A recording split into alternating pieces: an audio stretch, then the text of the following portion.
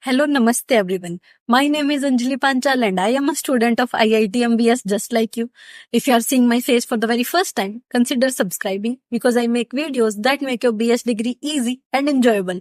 So first of all, thank you so much for 1000 subscribers and the overwhelming response on the last video. So last video में हमने बात की थी IITM BS degree के internal structure के बारे में, उसका टर्म स्ट्रक्चर के बारे में, फी स्ट्रक्चर के बारे में, स्कॉलरशिप एंड उस वीडियो में मैंने आपके बहुत सारे क्वेश्चंस का भी आंसर दिया था. अगर आपने अभी तक वो वीडियो नहीं देखी है so you can click on the i button and check the video here. आज हम लोग बात करने वाले हैं IITM BS डिग्री के data science and application branch के एडमिशन प्रोसीजर के बारे में, उसका एलिजिबिलिटी क्राइटेरिया क्या है, फी स्ट्रक्चर क्या है and much more. So let's start the video.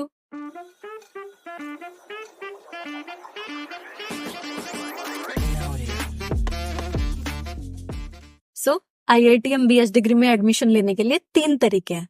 Number 1 is regular entry, number 2 is JEE based entry and number 3 is direct diploma entry. So हम लोग एक एक करके इन सब के बारे में बात करेंगे, देखेंगे कि उनकी क्या एलिजिबिलिटी क्राइटेरिया है, क्या फी स्ट्रक्चर है. तो चलो शुरू करते हैं विद रेगुलर एंट्री. सबसे पहले देखते हैं कि इसकी एलिजिबिलिटी क्या है. सो IITM के अकॉर्डिंग इसकी मिनिमम एलिजिबिलिटी है, आपने क्लास 10th में मैथ्स और इंग्लिश पढ़ा हुआ होना चाहिए एंड आपने क्लास 12th और इक्विवेलेंट पास किया हुआ होना चाहिए इररिस्पेक्टिव ऑफ योर एज और एकेडमिक बैकग्राउंड. दैट मीन्स आपका कोई भी एकेडमिक बैकग्राउंड है, आपके क्लास 12th में कितने भी परसेंटेज ऑफ मार्क्स है, इट डजेंट मैटर, आप इस डिग्री में एनरोल कर सकते हैं और आप क्वालिफायर के लिए प्रिपेयर कर सकते हैं. देन क्लास 11th के वो बच्चे जिन्होंने अपने फाइनल एग्जाम्स दिए हैं इररिस्पेक्टिव ऑफ देयर स्ट्रीम और ग्रुप और बोर्ड, वो लोग भी अप्लाई कर सकते हैं एंड क्वालिफायर दे सकते हैं. Then after they are done with their class 12 वो एडमिशन ले सकते हैं. इसके बाद देखते हैं कि एनरोलमेंट के चार्जेस कितने हैं. जनरल कैटेगरी के लिए इट इज 3000 रुपीज और बाकी सब कैटेगरीज के लिए आपकी स्क्रीन पे एक टेबल दिख रही होगी and I would like to mention it कि जो एप्लीकेशन फॉर्म्स हैं they are open till 26th of May for May term. So कुछ लोगों के क्वेश्चंस आ रहे थे कि क्या सिर्फ मे टर्म में ही एडमिशन हो रहे हैं. So I would like to tell you नहीं, इस कोर्स में आपको साल में 3 बार एडमिशन लेने का मौका मिलता है. 1 is Jain term, second 1 is may term and the third 1 is सितंबर टर्म. सो इन 3 टर्म्स में जब भी आपको सूटेबल हो आप तब एडमिशन ले सकते हो और क्वालिफायर के लिए अप्लाई कर सकते हो. सो एक बार हम लोग देख लेते हैं कि आपको क्वालिफायर अप्लाई करने के लिए कौन से डॉक्यूमेंट्स की जरूरत है. सो आपको स्क्रीन पे एक लिस्ट दिख रही होगी जहां पे आपको दिखेगा आपका passport size photo, signature, photo ID card scan जिसमें आप लगा सकते हैं Aadhaar card, PAN card, passport, voter ID, आपका ड्राइविंग लाइसेंस या कोई भी गवर्नमेंट आईडी जिसपे आपका फोटो होगा. देन आपका कैटेगरी सर्टिफिकेट, ये सिर्फ उन्हीं के लिए है जो SC, ST या OBC या EWS के लिए अप्लाई कर रहे हैं. अगर आप जनरल कैटेगरी से हो तो आपको ये नहीं चाहिए होगा. देन PWD सर्टिफिकेट, ये उन कैंडिडेट्स के लिए है जो PWD कैटेगरी के लिए अप्लाई कर रहे हैं. इसके बाद अगर आप डिसेबल कैटेगरी में अप्लाई कर रहे हैं तो आपको आपकी डिसेबिलिटी का भी प्रूफ चाहिए. देन जो जेई बेस्ड स्टूडेंट्स हैं उनके लिए आपको एक एक्स्ट्रा डॉक्यूमेंट चाहिए होगा, that would be score sheet, admit card और registration receipt as a proof of eligibility to write JEE advance. तो देखते हैं जब आप क्वालिफायर के लिए अप्लाई करते हो तो आपको क्या मिलता है. सो अकॉर्डिंग टू IITM आपको 4 सब्जेक्ट्स की 4 वीक का कंटेंट मिलता है. 1 is maths 1, second 1 is stats 1, third 1 is English 1 और फोर्थ 1 इज कंप्यूटेशनल थिंकिंग. इसमें आपको हर एक वीक इसकी ग्रेडेड असाइनमेंट और प्रैक्टिस असाइनमेंट्स ये सब भी सबमिट करनी होती है. That will decide your eligibility to give the qualifiers. तो जब हम बात कर ही रहे हैं एलिजिबिलिटी टू गिव क्वालिफायर्स, एक बार देख लेते हैं कि क्या बाउंडेशन है उसकी भी. सो अकॉर्डिंग टू IITM आपकी जो 4 वीक्स की असाइनमेंट है, हर एक असाइनमेंट जो है उसका ग्रेड आपको मिलेगा आउट ऑफ 100 एंड जो असाइनमेंट है जो आप अटेम्प्ट नहीं करोगे उनके लिए आपको मार्क्स मिलेंगे 0. एंड सिर्फ वही बच्चे क्वालिफायर के लिए एलिजिबल होंगे जिनके पहली 2 असाइनमेंट्स का एवरेज 40 या उससे ज्यादा होगा. And this is for general category. जो कट ऑफ है वो हर एक कैटेगरी के लिए अलग अलग है। मैं स्क्रीन पे दिखा दूंगी कि किस कैटेगरी के लिए कितनी है। सपोज आप इसमें एलिजिबल नहीं हो पाते हो, दैट मीन्स आपकी पहली 2 असाइनमेंट का स्कोर 40 या उससे ज्यादा नहीं है, सो व्हाट। उसके बाद क्या? उसके बाद आपको एक और मौका मिलेगा to be eligible for the qualifiers. उसके लिए आपकी पहली 3 असाइनमेंट्स में से बेस्ट 2 का स्कोर कंसीडर होगा और वो उस कट ऑफ को मैच करना चाहिए। दैट मीन्स अगर आप जनरल कैटेगरी से हैं तो 40 या उससे ज्यादा आपकी एवरेज होनी चाहिए फॉर बेस्ट 2 असाइनमेंट्स।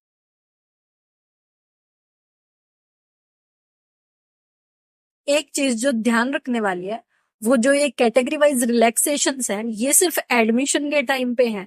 एडमिशन के बाद आप सब लोग सेम ट्रीट किए जाओगे और मिनिमम आपका पास परसेंटेज होगा 40 मार्क्स। एक बार जब आप क्वालिफायर दे चुके हो तो उसका पासिंग क्राइटेरिया क्या है?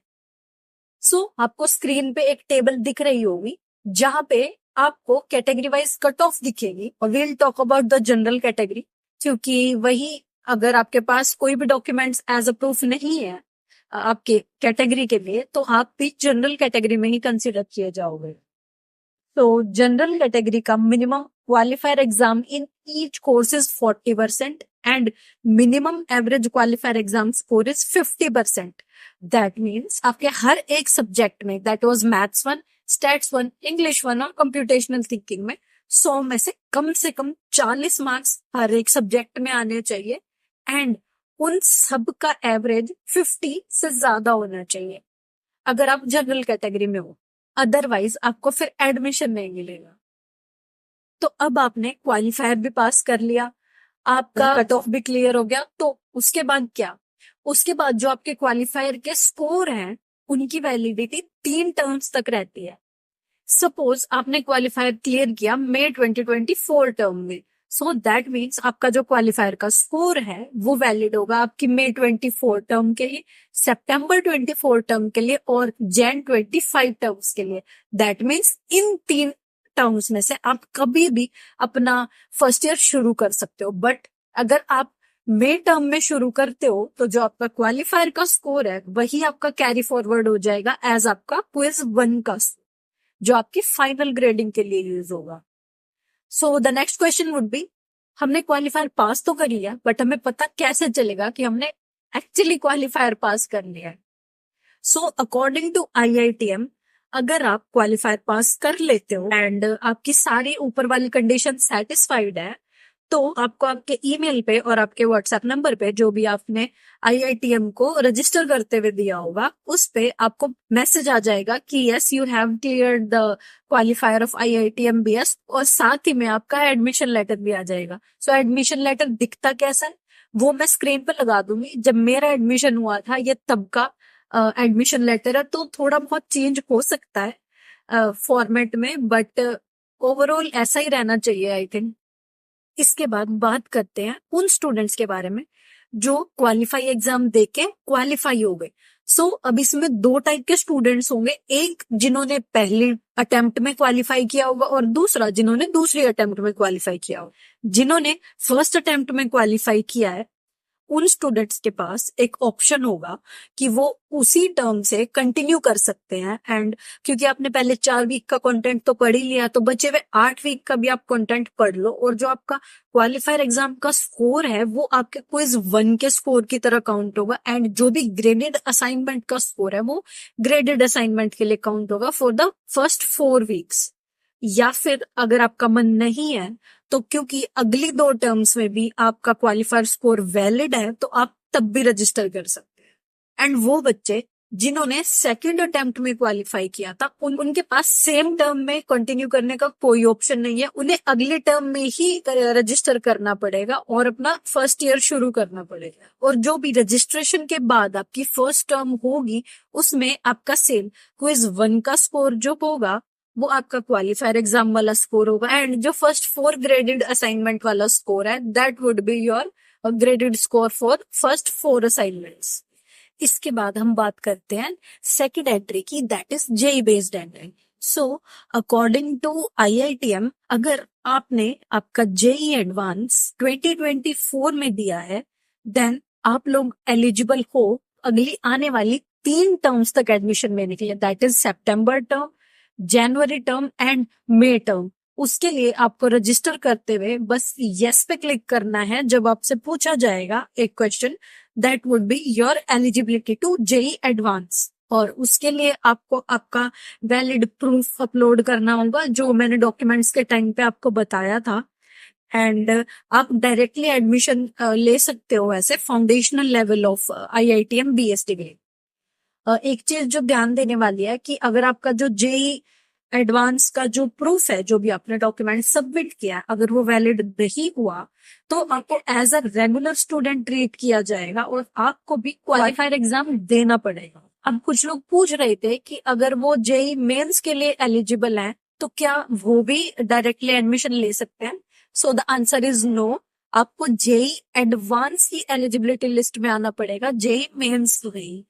इसके बाद जो तीसरी एंट्री है that is direct diploma entry. उसके लिए सबसे पहले जो एक चीज ध्यान देने वाली है, अगर आप डायरेक्ट डिप्लोमा में एंट्री लेते हो तो आप या तो एक या दोनों डिप्लोमा कर सकते हो। आप BSc लेवल के लिए कंटिन्यू नहीं कर सकते या BS के लिए फर्दर कंटिन्यू नहीं कर सकते हो। आपको या तो एक या दोनों डिप्लोमा, आपकी चॉइस है उसमें, वो लेके आपको एग्जिट करना पड़ेगा प्रोग्राम।